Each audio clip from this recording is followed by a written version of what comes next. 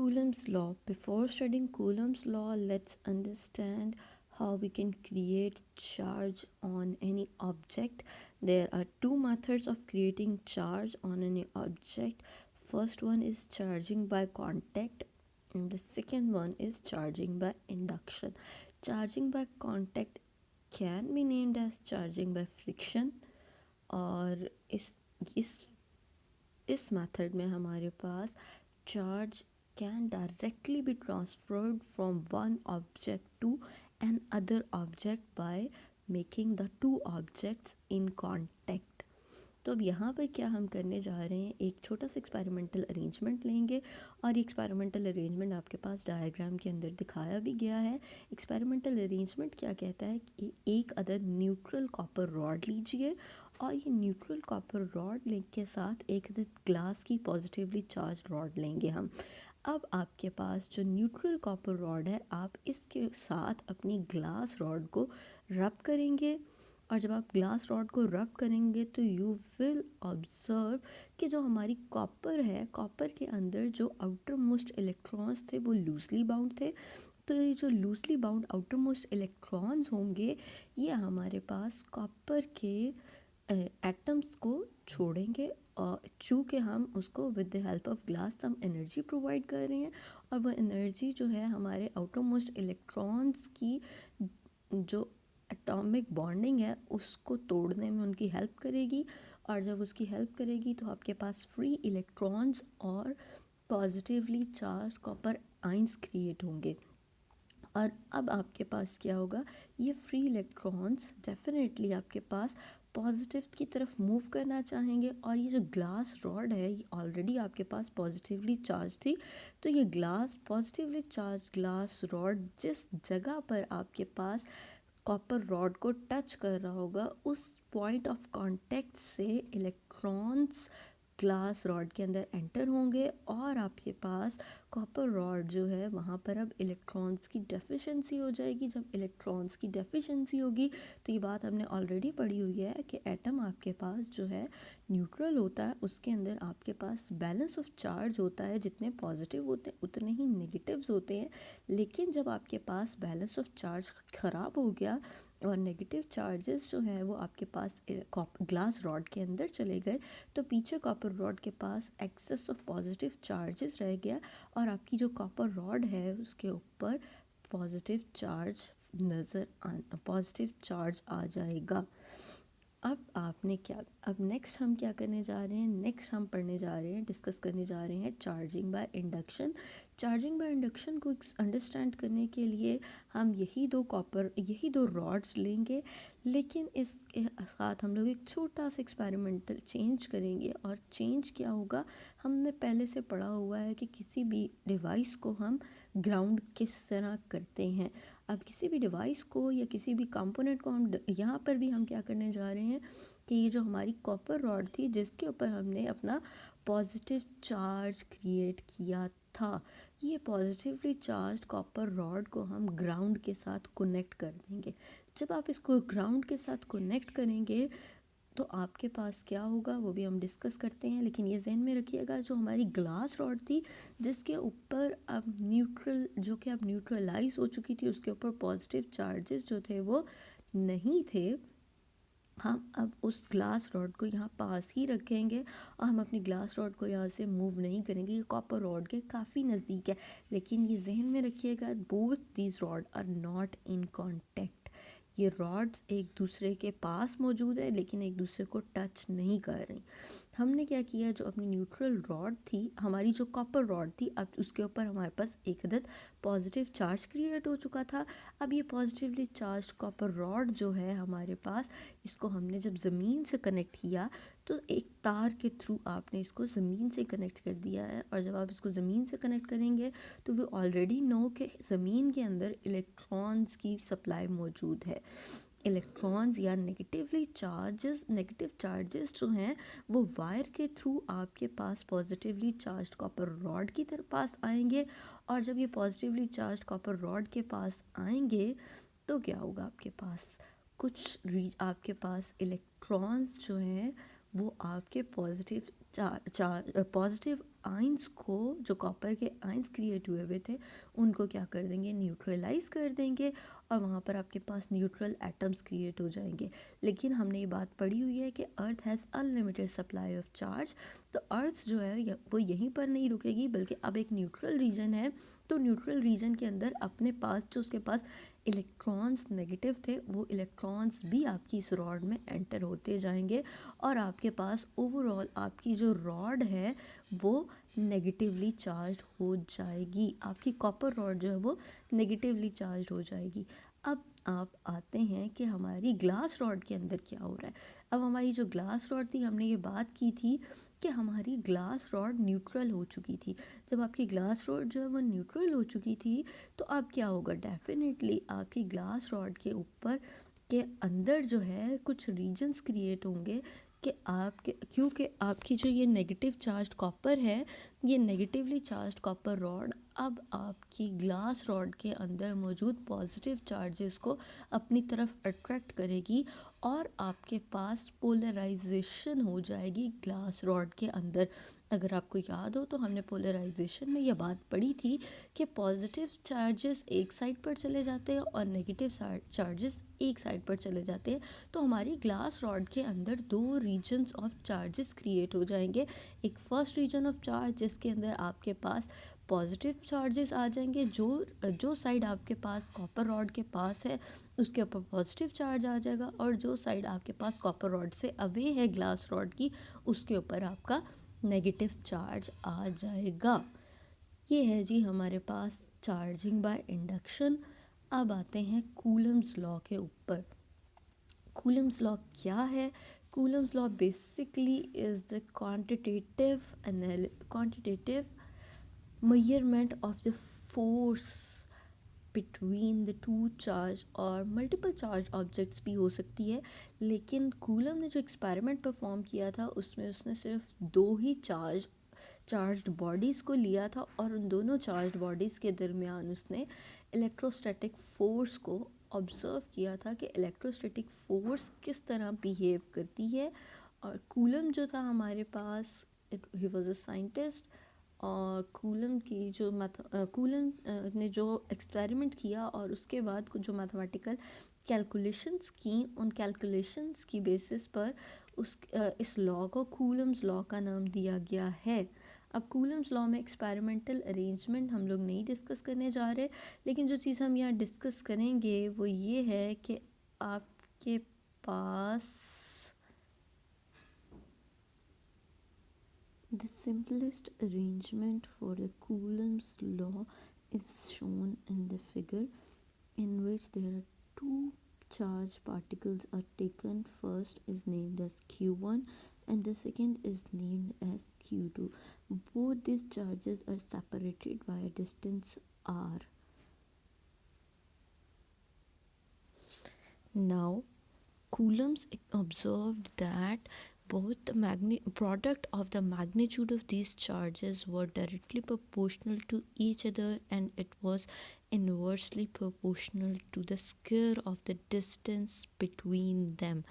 अब कूलम ने इन दोनों ऑब्जर्वेशंस को एक इक्वेशन में कंबाइन किया, और he came to the result that F is directly proportional to Q1 Q2 product of the magnitudes of the charges, यानी कि magnitude of Q1 into magnitude of Q2 divided by R square. अब constant of proportionality को जब उसने constant of equality में change किया, तो ही came across के एक कांस्टेंट जो है हमारे पास के, जिसको कूलम्स कांस्टेंट का भी नाम दिया गया था, ये के जो है ये आपके पास ये आ गया प्रोपोर्शनैलिटी की जगह, और के जो था इट वाज डन बाय कुछ मैथमेटिकल कैलकुलेशंस उसने की, और उसने ये ऑब्ज़र्व किया कि ये के जो है आपके पास बराबर आ रहा था 1/4 पाई एप्सिलॉन नॉट के। अब एप्सिलॉन नॉट यहाँ पे बेसिकली क्या है, दिस इज़ द, इसको हम इलेक्ट्रिक कांस्टेंट भी कहते हैं, और ये आपके पास परमिटिविटी ऑफ फ्री स्पेस भी कहलाता है। ये आपके पास एक कांस्टेंट होता है, और परमिटिविटी ऑफ फ्री स्पेस आप बेसिकली ये कांस्टेंट आपके पास हर मीडियम टू मीडियम वेरी करता है। इस वक्त जब चार्ज पार्टिकल्स, ये जो एक्सपेरिमेंट जब किया गया तो कहते हैं कि उस वक्त चार्ज पार्टिकल्स के दरमियान कोई भी मीडियम नहीं था, वहाँ पर स्पेस थी। तो फ्री स्पेस के लिए जो एप्सिलॉन नॉट है उसकी वैल्यू यहाँ आपके पास दी गई है, और जिसको जो कि आपके पास थी 8.85 इंटू 10⁻⁻12 न्यूटन कूलम स्क्वायर पर न्यूटन मीटर स्क्वायर। फिर उसने ये कांस्टेंट की वैल्यू आपके पास के की इक्वेशन में पुट की, और के जो आपके पास कूलम्स कांस्टेंट था उसकी वैल्यू को एवेलुएट किया, और मैथमेटिकल कैलकुलेशंस करने के बाद जो कूलम्स की के की वैल्यू आई थी वो आपके पास आई थी 8.99 इंटू 10⁻⁹ न्यूटन मीटर स्क्वायर पर कूलम स्क्वायर। अब जो है जी आपके पास यही जो कूलम्स लॉ है जो भी हमने निकाला था उसकी फॉर्म यहाँ पर ये वाला जो कूलम्स लॉ है, इसको अगर हम लोग के की जगह उसकी वैल्यू इसमें पुट कर दें तो आपके पास कूलम्स लॉ की फाइनल फॉर्म ये बन जाती है, F is equal to 1/4 pi epsilon naught Q1 Q2 over r square. Now हमने ये बात ऑलरेडी पढ़ी हुई है कि आपके पास ये जो फोर्स है, force is not a vector scalar quantity, it's a vector quantity. तो जाहिर सी बात है ये जो आपके पास फोर्स है इसकी कोई ना कोई डायरेक्शन भी होगी, और डायरेक्शन को अंडरस्टैंड करने के लिए कूलम के इसी लॉ की फर्दर एक्सप्लेनेशन है, और वो है आपके पास vector form of Coulomb's law. अब ये जो vector form of Coulomb's law है इससे पहले हम ज़रा अपने रिवाइज कर लेते हैं कि वेक्टर क्या होता है। हमने ये बात पढ़ी हुई है कि vector is a physical quantity, any physical quantity जिसको कम्प्लीटली डिफ़ाइन करने के लिए हमारे पास मैग्नीट्यूड और डायरेक्शन दोनों रिक्वायर्ड हों, वो आपके पास वेक्टर कहलाता है। अच्छा जी, अब आपने यहाँ पर ये बात पढ़ी हुई है कि वेक्टर को डिफ़ाइन करते हुए वेक्टर जो है जब भी हम डिफ़ाइन करने लगेंगे, यानी कि अगर मैं ये f को एक वेक्टर ले रही हूँ तो ये f आपके पास बराबर आता है, f वेक्टर के ऊपर हम लोग हमेशा सिंबल डालते हैं, और ये f आपके पास बराबर आता है magnitude and f cap is the direction. तो आपके पास यहाँ पर वेक्टर f निकालना है, अगर आपने वेक्टर f निकालना है तो आपको f का मैग्नीट्यूड और उसकी डायरेक्शन दोनों मालूम होनी चाहिए। अब ये जो वेक्टर आप निकालने जा रहे हैं इसके लिए हमने हम जो vector form of Coulomb's law जब स्टडी करेंगे तो हम एक एक्सपेरिमेंटल अरेंजमेंट लेंगे, लेकिन अब एक्सपेरिमेंटल अरेंजमेंट जो हम लेने जा रहे हैं वो थोड़ा सा हमारे पास डिफरेंट है। क्या है इसमें, अब इसमें हम सिर्फ़ और सिर्फ चार्जेस को कंसिडर कर रहे हैं, लेकिन अब यहाँ पर हम चार्जेस की नेचर और उनसे क्रिएट होने वाली फोर्सेस की बात करेंगे। In the first diagram in figure A we are seeing कि तो आपके पास चार्ज पार्टिकल्स हैं, first one is named as Q1, second one is named as Q2। अब कहता है दोनों जो चार्ज पार्टिकल्स हैं दोनों की नेचर जो है वो पॉजिटिव है, Q1 भी पॉजिटिव है, Q2 भी आपके पास पॉजिटिव है। तो Q1 और Q2 अगर पॉजिटिव हैं तो डेफिनेटली ये एक दूसरे को रिपेल करेंगे, और रिपेल करेंगे तो आपके पास जो फोर्सेस लगेंगी दोनों चार्ज पार्टिकल्स पे एक दूसरे की वजह से वो इन द आउटवर्ड डायरेक्शन होगी, और ये आपको नज़र भी आ रहा है F जो दोनों पार्टिकल्स के ऊपर लगने वाली फोर्सेस हैं इनकी डायरेक्शन आपके पास आउटवर्ड्स है। अब ये क्या, इसकी जो आपके पास सेकेंड एक जो चीज़ और है वो चीज़ हमने याद करी पढ़ी हुई है पोजीशन वेक्टर। अब पोजीशन वेक्टर क्या होता है, पोजीशन वेक्टर आपके पास बेसिकली एक ऐसा वेक्टर है जो आपको किसी भी पार्टिकल की या किसी भी ऑब्जेक्ट की पोजीशन बताता है विद रिस्पेक्ट टू ओरिजिन, या फिर अगर हम ओरिजिन ना कहें तो with respect to any reference point. आपने यहाँ पर पोजीशन वेक्टर को जब डिफ़ाइन किया था तो पोजीशन वेक्टर का सिंबल आपको याद होगा, वो हमने लिखा था आर। तो पोजीशन वेक्टर आर आप लोग अब यहाँ पर हम लोग पोजीशन वेक्टर आर को यूज़ करेंगे। हम इस डायग्राम में बेसिकली हम क्या करने जा रहे हैं, हम यहाँ पर अपनी फोर्स की वैल्यू कैलकुलेट करना चाह रहे हैं। अब फोर्स की वैल्यू किस पर कैलकुलेट करना चाह रहे हैं, हमारा ये जो सेकंड पार्टिकल है, इस सेकंड पार्टिकल की वजह से फर्स्ट पार्टिकल पर लगने वाली फोर्स हम कैलकुलेट करने जा रहे हैं। और ये जहन में रखिएगा, हम लोग जब भी इसका सिंबल लिखेंगे तो हम पहले लिखेंगे force on first particle due to second particle, F12 लिखा जाएगा यहाँ पर। और ये F12 हम निकालने जा रहे हैं force on first particle due to the second particle. तो आपके पास वैल्यू ऑफ F12 हम निकालेंगे, और F12 निकालने के लिए हम लोग जो आप यहाँ पर हम लोग क्या करेंगे, पोजीशन वेक्टर एक बनाएंगे। और पोजीशन वेक्टर हमने क्या किया है, हमारे पास जो रेफरेंस पॉइंट है वो आपके पास पार्टिकल 1 है, रेफरेंस पॉइंट यहाँ पर हम लोग particle 2 is your reference point and particle 1 is the position. ये जिस पार्टिकल 1 वो पार्टिकल है जिसकी हमें पोजीशन निकालनी है with respect to this particle 2। तो यहाँ पर जो यूनिट वेक्टर आपका ड्रॉ होगा वो फ्रॉम 2 टू 1 ड्रॉ करेंगे हम, और पार्टिकल 2 से पार्टिकल 1 की तरफ जब आप यूनिट वेक्टर ड्रॉ करेंगे तो ये जो आपको नज़र आ रहा है वेक्टर R12, ये आपका इसके लिए पोजीशन वेक्टर है। अब आपने पोजीशन वेक्टर के साथ एक और फिज़िकल क्वांटिटी भी पड़ी हुई है, और वो आपके पास फिज़िकल क्वांटिटी कौन सी है, वो फिज़िकल क्वांटिटी है आपका यूनिट वेक्टर। अब यूनिट वेक्टर क्या होता है, अगर आपको याद हो तो यूनिट वेक्टर हमारे पास होता है, आपके पास unit vector is that vector whose magnitude is 1।